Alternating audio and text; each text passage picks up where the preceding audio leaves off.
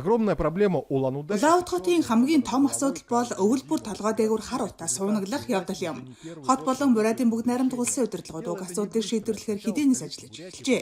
Гэвч энэ нь богино хугацаанд шийдэгдэх ажил биш юм. Эхлээд Буриатын нийслэл цэвэр агаар хөтөлбөрт багтсан бол дараа нь хувийн хашаа байшинг цахилгаан халаалт руу шилжүүлэх бэлтгэл хийгдсэн. Хөтөлбөрийн эхний үр дүн аль хэдийн гарч байна. Энэ жил Профсоюзник болон Урожай гэсэн хоёр цэцэрлэгт нийгэмлэгийн айлуудад цахилгаан халаагчаар дулаан авч эхэлнэ. Энэхүү туршилтын төслийг хэрэгжилттэй танилцахаар Орос албаны улсын байгуулагч экологийн дэд сайд Максим Корольков Улаанудад хэлжээ. Хөтөлбөр дөнгөж эхэлж байна. Эхний ээлжинд 160 айлыг холбож байгаа. Цаашдаа энэ хөтөлбөрийг өргөжүүлнэ. Манай зорилго бол Улаануд хотын агаарт гарч буй хорд бодисын ялгарлыг дор хаяж 2 дахин бууруулах явдал юм. Ингэснээр агаарын чанар эрүүл ахуйн бүх стандартын түвшинд хүрнэ. Гэвч цахилгаан халагчийг суйрлуулах нэг хэрэг. Харин тэдгээрийг тогтвортой ажиллагаатай байлгах нь өөр асуудал юм. Өвлийн улиралд цахилгаан хэрэглээ эрс нэмэгдэх тул цахилгаан сүлжээг өргөтгөж нөөц хүчин чадал бий болгох шаардлагатай. Үүнийг л хангахын тулд доголдол осол гарахаас сэргийлж шин дэд станцууд барьж байна. Урд нь 2хан байсан бол одоо 14 болж өслөө. Ингэснээр 7 дахин нэмэгдэж цахилгааны найдвартай ажиллагаа нөөц хүчин чадал бүрдсэн. Улаанудын агаарын бохирдлыг нэмэгдүүлж буй бас нэг шалтгаан бол нүүрсний жижиг халаалтын зуухнууд юм. Хотын олон давхар орон сууц нийгмийн байгууллагууд тэдгээрээр улаан авдаг.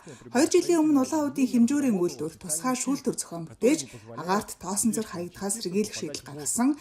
Ийм төхөөрөмжийг одоо 13 дугаар сургууль суйрлуулж байгаа бөгөөд 12 дугаар сар гэхэд ашиглалтанд орно. Бидний тооцоогоор уг зуух нэг халаалтын улирал 5 тонн тоосон зөр агаарт гаргадаг. Харин шинэ шүүлтүүрээс тусламжтайгаар 4 тонн 770 кг-ыг агаарт гаргахгүй барих боломжтой.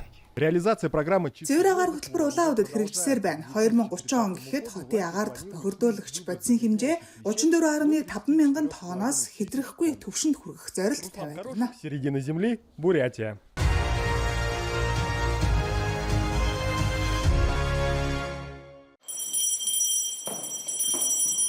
За партами ученики. Сургуулийн сурагчид ангидаас өнөөдөр багш нарын оронд тэдний аав ээжүүд хичээл зааж байна. Молодежны тасганы сургуульд багшийн өдрийг энэ жил онцгой хэлбэрээр тэмдэглэсэн байна. Эцэг эхчүүд хүүхдүүдтэй багшилж мэргэжлээ таниулах хичээл мастер классыг Рассказать о своей профессии. Би томчуудад хэд хэдэн удаа илтгэл тавьж байсан туршлагатай л да.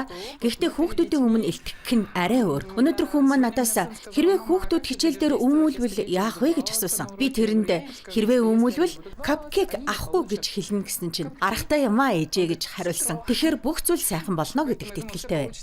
С вниманием эцэг эхийн хичээлийг анги бүрийн сурагчид анхааралтай оролцож байлаа. Ахлах ангийнхан бүр ээж аавуудаас бяцхан шалгалт хүртэл авч асуултаа сууж тодруулах нэхэж байлаа. Энэ бол эцэг эхтэй илүү ойр хамтран ажиллах, харилцан ойлголцох сайхан боломж гэж бодож байна. Эцэг эхчүүд хүүхдүүдээ багшийн нүдээр харж, анги дотор хэрхэн аашилдгийг мэдэж авлаа. Сэтгэл хангалуун хүмүүс олон байна. Зарим нь жаахан сандарсан, зарим нь хичээлд амжаагүй ч энэ бол айх зүйл биш. Хамгийн гол нь тэд оролдож үзлээ, харлаа, ярилцлаа. Ийм арга хэлбэрийг цаашдаа сурагчдын болон эцэг эхийн өөрөө удирдах үйл ажиллагаатай хослуулан хэрэгжүүлэх нь зүйтэй гэж бодож байна. Но кое-что менять не станут. Харин нэг уламжлалыг хэвээр үлдээжээ. Тэр нь бусад сургуулиудын нэгэн адил космическая сургууль сурагчид баярын тоглолт зохион байгуулж, багш нартаа мэргэжлийн баярын мэдчилгээ дэвшүүлв. Даваа гарагт сургуулийн амьдрал хэвэндээ орж хичээл сургуульд багш нарын удирдлагаар хэрэгжилнэ. Нина Герцкина, Сергей Коваленко, специально для программы «Новости».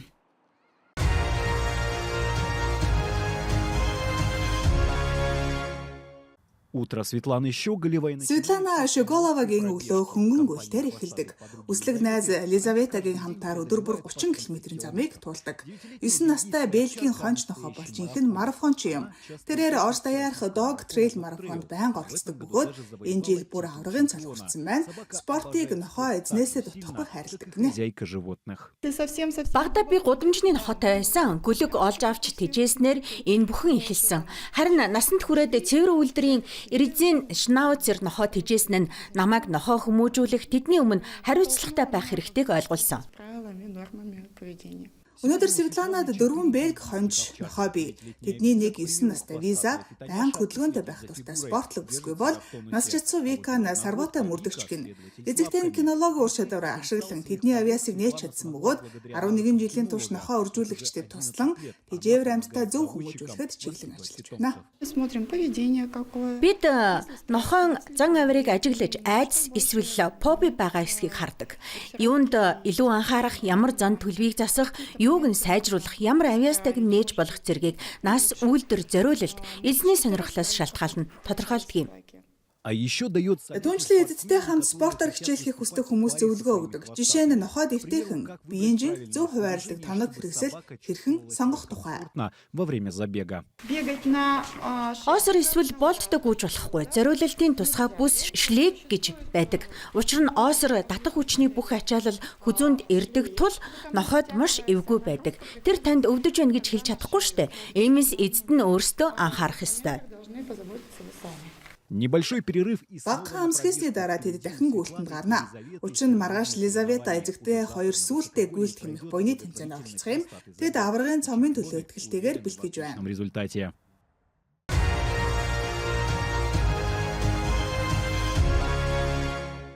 Спортсмены наконец... Тэмцээнд оролцогчид их нутагтаа 9 мэндирлээ. Хятад улсад болсон 11 дахь олон улсын наадмын 6 өдрийн тэмцээн ард хоцорчээ. Шагналт байранд шалгарсан тамирчдын дунд өвөр байгалийн хязгаарын бүс нутгуулаас ирсэн аврагууд багтаж байна.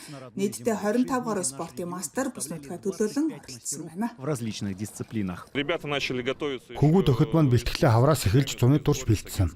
Манад Краснокаменск, Борзя зэрэг хотуудаас ирсэн тамирчид бий. Бүгд өөрийнхөө нутагт бэлтгэлийн бааз дээрээ шаргуу ажилласан. Как обычно, место тренировочных.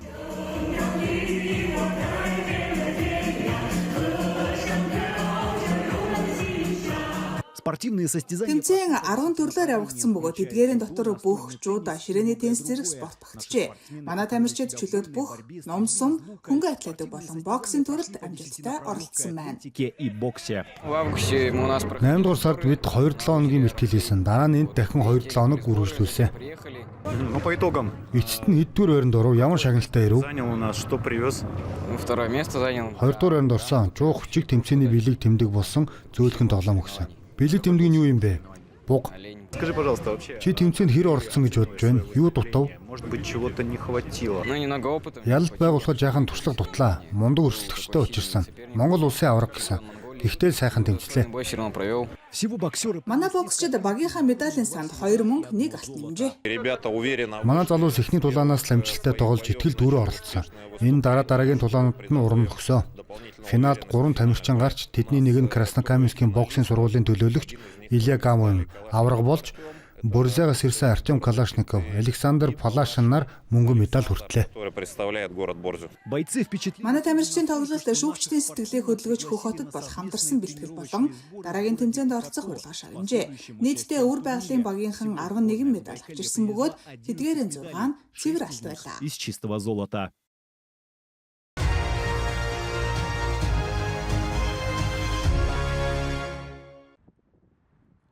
Новая модель гибрид. Аэролиотник нэртэй ачаа тээврийн зориулалттай шинэ үеийн гибрид дирижаблийн загварыг танилцууллаа. 35 мянган шометр багтаамжтай энэхүү аэролиот нь 10 тонн хүртэлх ачааг зөөвөрлөх хүчин чадалтай юм. Өнгөрсөн зууны ус төрөгчдөөс осолтой агаарын бөмбөлгүүдтэй харьцуулахад орчин үеийн эдгээр хөлгөн аюулгүй гээл ашиглана. Безопасный гелий. Есть планы развивать. Бид бүгд 8 дахь саахан улсад дирижабл үйлдвэрлэлийг хөгжүүлэх төлөвлөгөөтэй байна. Айсин Сергеевич Николаевын үүргийн дагуу нисгэгчгүй агаарын тээврийн хөгжлийн улсын хөтөлбөр хэрэгжиж эхэлсэн байна. Манай улсад нисгэгчгүй болон автомат технологи шинжилгээ ухаан үйлдвэрлэлийн төв байгуулагдж байгаа бөгөөд үүнд нисдэг төхөөрөмж хамаарна. Сегодня дирижабли... Дирижабл буюу агаарын бөмбөлөг дахин амилж байна. Ачаа тээврийн өртөг хямд аслагдсан хүн хүрэхэд бэрх бүс нутагт хүрх чадвартай нь эдгээр агаарын аваргуудын гол давуу тал юм а. Снова занять свое место на небе. Считаю, что перспектива... Энэ бол бодиттой төсөл бөгөөд инженерийн үндэслэлтэй гэж би үзэж байна. Гагцхүү Якутын уур амьсгалын нөхцөлийг зайлшгүй харгалзах хэрэгтэй. Би хойд нутгийн хасах 50 60 хэмийн хүүтнийг туулж мэднэ. Тиймээс ашиглагдах электроник материал даавуу зэрэг нь урт зайд төдийгүй туйлын хүдэнд найдвартай ажиллах ёстой юм. Экстремальных температур. Наш проект Манай төсөл алс хойдод орших жижиг хүчин чадлын атомын цахилгаан станц барихтай холбоотой төсөл юм. Дирижабл ашигласнаар бидний тулгарч буй хүндрэлүүд, тээврийн тасралтгүй байдал, улирал, навигацийн хязгаарлалтаас үл хамаарах бүх улирлын ажиллагааг шийдвэрлэх болно. навигации. Первый экспериментальный... Хоёрдугаар үеийн ачааны агаарын бөмбөлгийн анхны туршилтын нислэгийг Воскресенск нисэх бодолд нисгэгчгүй горимд хийгдэх юм. Нислэгийн дараагийн шатны туршилтууд Якутийн хүүтэн урамсгал явагдах төлөвтэй байна. низких температур. Сейчас идет наладка. Одоогоор удирдлагын систем болон зарим техникийн параметруудыг тохируулж байна. 2-7 хоногийн дотор уг тохиргоо дуусаж төхөөрөмжийг нислэгийн туршилтад гаргана. Вывод аппарата на летные испытания. К концу этого года у нас завершается... Энэ оны эцэс гэхэд бид өөрийн үйлдвэрлэлийн том хэмжээний бүрхүүлийг бүрэн боловсруулж дуусгана. Ингээд анхны төхөөрөмж маань бэлэн болно. Өнгөрсөн жил бид 2000 куб метрийн багтаамжтай эхний дирижаблаа бүтээсэн. Энэ бол Якутад маш хэрэгтэй ажил юм. Бид ч үүн зориулын хичээж цуглуулж угсарч байна. Бид баяртайгаар Якутад ирж туршиж нутагшуулан ашиглах болно. испытывать, применять. Туяра Константинова, Айтал Байтунов, Воскресенск, Московская область.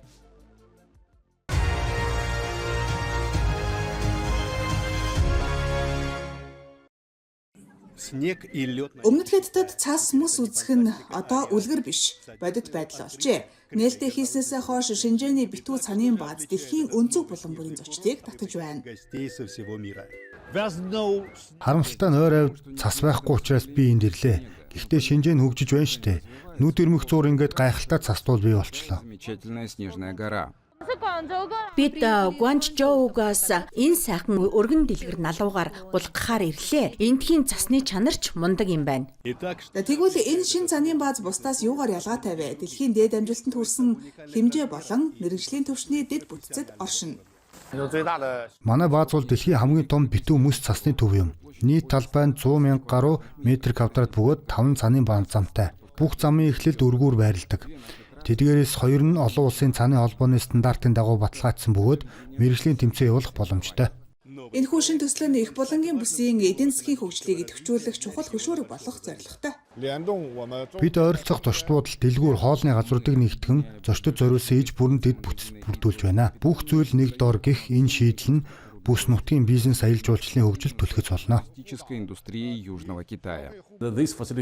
Энэ төсөл орон нутгийн эдийн засаг чин уур амьсгал авчирч, Шинжээн болон их булангийн бүсийн тэр дундаа Сянган Аомэний тусгай бүсийн жуулчдыг татна. Зочид өндөр түвшний үйлчилгээ авч мөнгө зарцуулснаар эдийн засагт шин эргэлт бий болно. Этот новый объект. Энэхүү хагас ширэнгийн бүсэд байгуулагдсан энэхүү өвлийн спортын төв нь залуусын сонирхлыг татаж орон нутгийн эдийн засгийг идэвхжүүлж, жуулчдыг хүлээн авч байна. Энэ бүхэн Шинжээнийг ойрын ирээдүйд дэлхийн спортын төв болгоход нэг алхам ойртуулж байна. Мировым спортивным центром. Сюйхуа Иван Молостов, CGTN.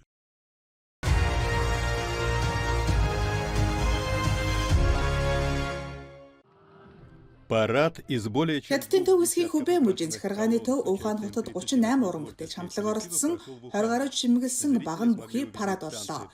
Үзэгчид уламжлалт болон орчин үеийн бүжгүүд мөн муж болон бүх Хятадын хамгийн алдартай дурсгал газруудыг дүрсэлсэн хөтөлбөрийг сонирхох боломжтой юм а. Амралтын өдрүүдэд энэхүү жагсаалтыг хотын хэд хэдэн дүүрэгт дахин үзүүлэхээс гадна олон төрлийн соёл зугаа цэнгэлийн арга хэмжээнүүдийг зохион байгуулах юм а.